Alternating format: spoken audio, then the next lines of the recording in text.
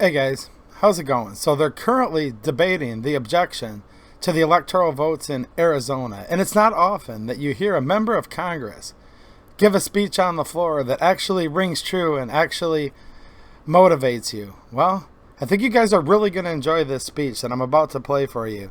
And this is her 5-minute objection to the electoral votes in Arizona. And this is the newly seated Congresswoman from Colorado, Lauren Boebert. So I was really inspired by this, and let's watch it together and check this out.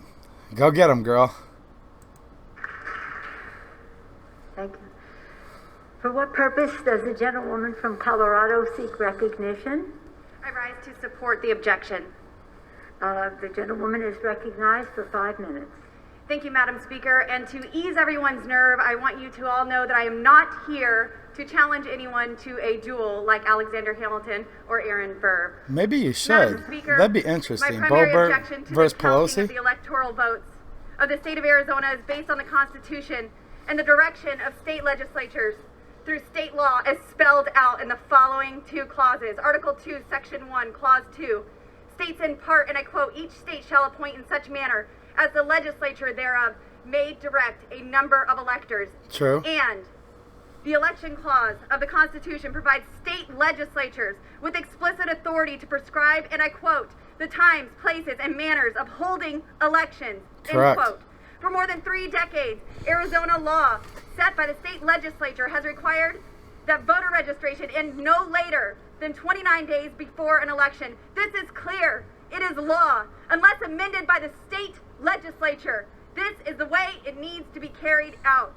In Arizona, the deadline for voter registration for the 2020 presidential election was October 5, 2020. Using COVID as a reasoning, Democrats filed a lawsuit to extend this deadline by 18 days.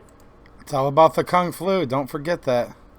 And an injunction was made by an Obama-appointed judge preventing the Arizona Secretary of State from enforcing the constitutional deadline set by the state legislature. As a result of this frivolous partisan lawsuit, 10 extra days were added via judicial fiat to allow voter registration. These 10 days were added after voting had already begun. This is completely indefensible. You cannot change the rules of an election while it is underway and expect the American people to trust it. Hear, hear. Now, in this 10-day period, at least 30,000 new voters registered to vote in Arizona.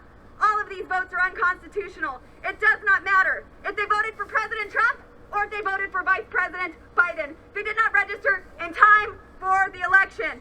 The law states October 5th. Either we have laws or we do not. If we allow state election laws as set forth by the state legislature to be ignored and manipulated on the whims. Oh, looks like Democrats are getting a little bit butthurt. Uh-oh, Pelosi, get them panties out of that bunch. Wow. Partisan lawsuit, unelected bureaucrats, Yeah, regular order. Come on. You guys getting your feelings hurt? You afraid of the incoming Congresswoman? The House will be in order.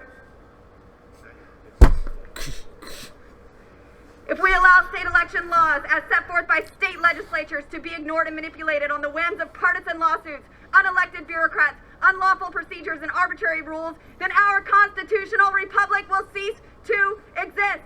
The oath that I took this past Sunday to defend and support the Constitution makes it necessary for me to object to this travesty.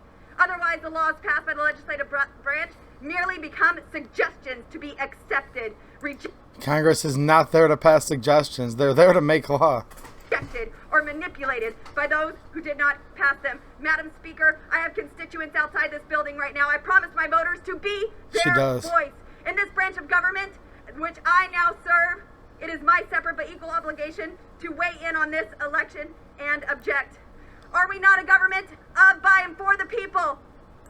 This sounds like a 2A EDU stream. I love this lady. They know that this election is not right, and as their representative, I am sent here to represent them. I will not allow the people to be ignored. Hear, hear. It is my duty under the U.S. Constitution to object to the counting of the electoral votes of the state of Arizona. The members who stand here today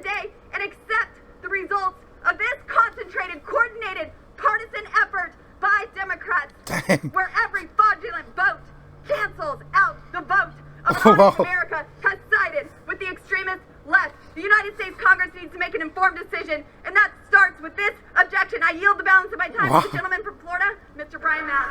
Yes. Hear, hear. That was awesome. Wow. Look, like I said, it's not every day that you actually hear a compelling speech on the floor of the Congress of the United States House of Representatives. And go get them, Lauren Boebert. Let's see what happens, guys. It's going to be a long day. It's going to be a long couple weeks, but I found that to be very encouraging, and I hope all of you did too. All right. Thanks for watching, and have a good one.